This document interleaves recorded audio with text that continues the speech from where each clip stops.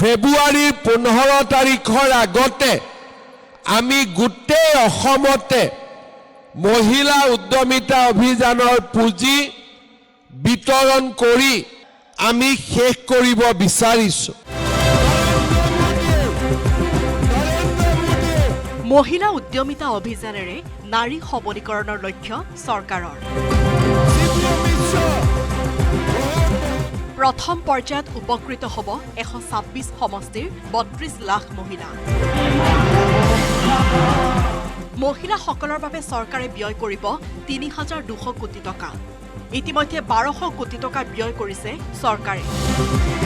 মুখ্যমন্ত্ৰী মহিলা উদ্যমিতা অভিযানৰ অধীনত আত্মসহায়ক গোটৰ মহিলাক চেক বিতৰণৰ উদ্দেশ্যে লামডিং বিধানসভা সমষ্টিত উপস্থিত হ'ল ৰাজ্যৰ মুখ্যমন্ত্ৰী। হোজাই লামডিঙৰ বিধায়কক কাষতে লৈ মুখ্যমন্ত্ৰীয়ে বিতৰণ কৰিলে উদ্যমিতা আঁচনিৰ চেক। লামডিং সমষ্টিৰ 27,310 গৰাকী মহিলালৈ আগবঢ়োৱা হ'ল চেক। চেক বিতৰণ কৰি মুখ্যমন্ত্ৰীয়ে ক'লে ফেব্ৰুৱাৰীৰ 15 তাৰিখৰ আগতে শেষ হ'ব প্ৰথম পৰ্যায়ৰ চেক বিতৰণ। দ্বিতীয় পৰ্যায়ত উন্নীতকৰণৰ বাবে লোৱা হ'ব প্ৰচেষ্টা। এইবাৰ বহৰী গাঁও পঞ্চায়তৰ শ্ৰীমতী ফেব্ৰুৱাৰীৰ 15 তাৰিখৰ আগতে আমি গোটেই অসমতে মহিলা উদ্যমিতা অভিযানৰ পুঁজি বিতৰণ কৰি প্ৰথম পৰ্যায় আমি শেষ কৰিব বিচাৰিছো। আপোনালোকৰ মাজত আকৌ আহিম আৰু এই আঁচনিখন এটা নতুন পৰ্যায়লৈকে আগবঢ়াই লৈ যাবলৈ আমি চেষ্টা কৰিম। ভাষণৰ মাজতে মুখ্যমন্ত্ৰীয়ে উলুকিয়ালে বাল্য বিবাহৰ প্ৰসংগ। নাৰী শিক্ষাৰ ক্ষেত্ৰত বৰ্তমানৰ চৰকাৰে কি পদক্ষেপ হাতত লৈছে দোহাৰিলে মুখ্যমন্ত্ৰীয়ে। আজি অসমত প্ৰায় বাল্য বিবাহ বন্ধ হৈছে। আমি ঘোষণা কৰিছিলোঁ যে আমাৰ ছোৱালীবিলাকক আমি পঢ়াবলৈ যত্ন কৰিম।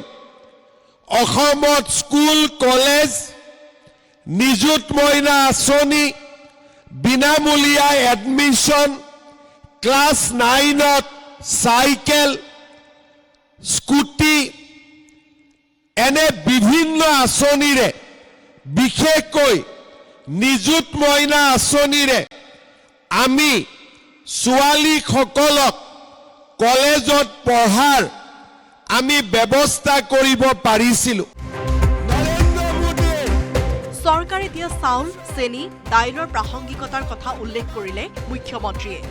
1 জানুৱাৰীৰ পৰা চেনি, দাইল, নিমখ 100 টকাতে পাব ৰাইজে। আজি আপোনালোকক 1 তাৰিখে এতিয়া আমি চেনি দিয়াৰ ব্যৱস্থা কৰিছোঁ, দালি দিয়াৰ ব্যৱস্থা কৰিছোঁ, নিমখ দিয়াৰ ব্যৱস্থা কৰিছোঁ আৰু 1 জানুৱাৰীৰ পৰা 1 কেজি চেনি, 1 কেজি দালি, 1 কেজি নিমখ 100 টকাতে আপোনালোকে সকলোৱে পাই যাব। ভাষণৰ মাজতে মুখ্যমন্ত্ৰীয়ে বিজেপিৰ প্ৰতি ৰাইজৰ সঁহাৰিৰ উমান ললে। এই যে মই ভাল ভাল কথাবোৰ ক'লো, চাউল, নিমখ, চেনি, অৰুণোদয়, নিযুত মইনা, উদ্যমিতা, এইবোৰ পাই থাকিবৰ কাৰণে অহাবাৰ বিজেপি আহিব লাগিব নে নালাগিব? লাগিব নে নালাগিব? বিজেপিক ভোট দিব নে নিদিব? পাক্কা দিব? সেইটোৰ লগত কথাটো মনত ৰাখিব। নহ'লে যদি গাড়ীখনতে টায়াৰ পামচাৰ হৈ যায়, গাড়ী ক'ৰ পৰা চলিব? বিবাহ প্ৰসংগত পুনৰ এবাৰ সৰব মুখ্যমন্ত্ৰী। এতিয়া যদি ঘৰত হাজবেণ্ডে 2টা বিয়া কৰাই কি হ'ব? 7 বছৰ জেলত যাব লাগিব। হিন্দু হওক, মুছলমান হওক, কোনো কথা নাই। এতিয়া হাজবেণ্ডবিলাকেও মহিলাসকলক সন্মান কৰিব লাগিব আৰু ঘৰত 2টা বিয়া কৰাব নোৱাৰিব।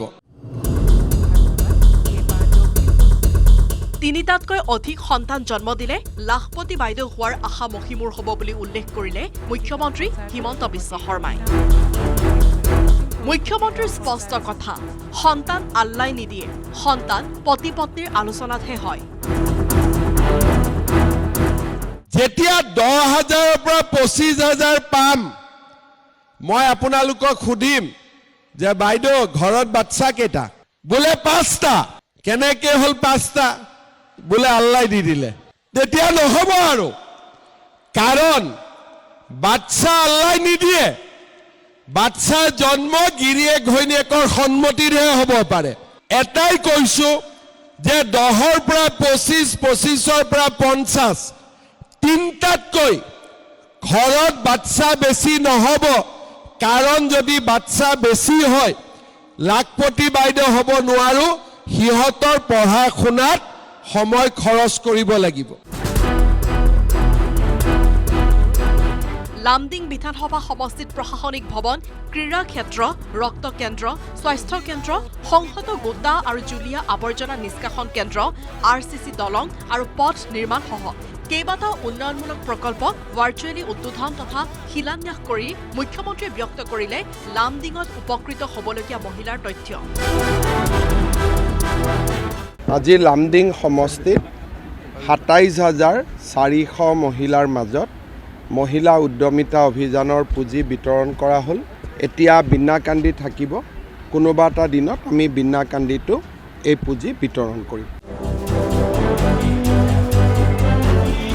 হোজাইৰ পৰা প্ৰণৱজ্যোতি শৰ্মাৰ report, news 18 Assam north east.